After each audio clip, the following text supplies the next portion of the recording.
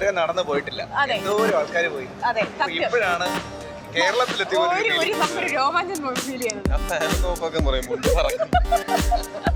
ഇവിടെ മുഴുവൻ ടോവിനോ ചേട്ടന്റെ ഫാൻസ് ആണ്, അതുകൊണ്ടായിരിക്കും.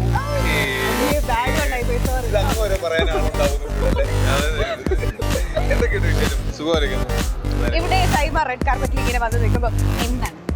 ഞാനിപ്പോ സിനിമയിൽ വന്നിട്ട് എത്രയോ ഒരു 6-7 വർഷമേ ആവുന്നുള്ളൂ. അപ്പൊ അതിനു മുമ്പ് ഞാൻ സിനിമ കണ്ടുവരുന്ന കാലത്ത് ഞാൻ ഐഡൽസ് ആയിട്ട് കണ്ടിരുന്ന, ഞാൻ ഭയങ്കരമായിട്ട് ആരാധിച്ചിരുന്ന ഒരുപാട് ആർട്ടിസ്റ്റുകൾ വരുന്നുണ്ട് എല്ലാ ഇൻഡസ്ട്രീസിലും. സോ അവരെയൊക്കെ കാണുക, അവരൊക്കെ ഇരിക്കുന്നതിന്റെ സൈഡിൽ എവിടെയെങ്കിലും മുന്നേക്കൊക്കെ ഇരിക്കുക എന്നുള്ളതൊക്കെ തന്നെയാണ്.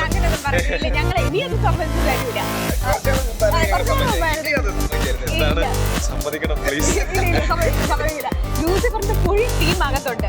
ലൂസിഫർ 2 വരാൻ പോകുന്നു. അപ്പൊ ആ ഒരു എക്സൈറ്റ്മെന്റ് അറിയാം. തീർച്ചയായിട്ടും അത് ഭയങ്കര എക്സൈറ്റഡ് ആയിട്ടൊരു കാര്യം തന്നെയാണ്. ലൂസിഫർ 2 ഞാൻ അറിഞ്ഞിടത്തോളം ഞാൻ അതിന്റെ ഭാഗമാണ്.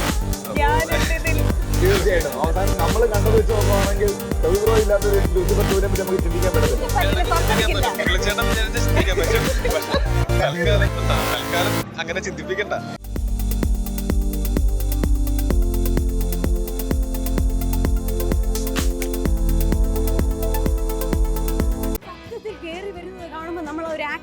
വിചാരിച്ചു അത്രയും സ്റ്റൈലിഷ് ആയിട്ട് ഇത്രയും സുന്ദരമായിട്ട്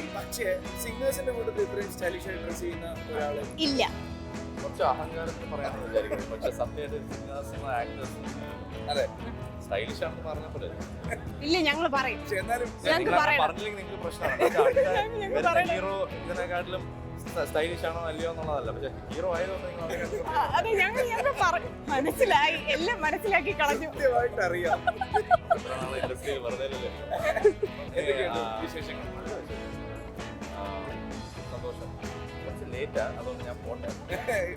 അയ്യോ, വിശേഷങ്ങൾ പാട്ട് പാടാൻ ഞങ്ങൾ വിടത്തില്ല. എന്താണ് അകത്തല്ലേ പാടുന്നത്, ഇവിടെ രണ്ടുപേര് അവാർഡ് കിട്ടിയ പാട്ട് അവാർഡ് കിട്ടിയോന്ന് അറിഞ്ഞൂടല്ലോ. കിട്ടി അവാർഡ് കിട്ടി. ലേറ്റ് ആയാലോ ഞങ്ങൾ കിട്ടി. നോമിനേഷൻ ഉണ്ടെന്ന് അറിയാം, പക്ഷെ ഓക്കെ സാധാരണ അവാർഡ് ഇല്ലാണ്ട് വിളിക്കില്ല.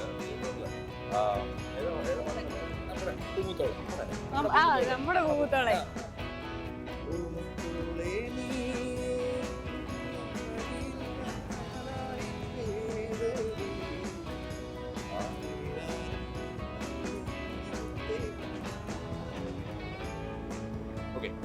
Thank you so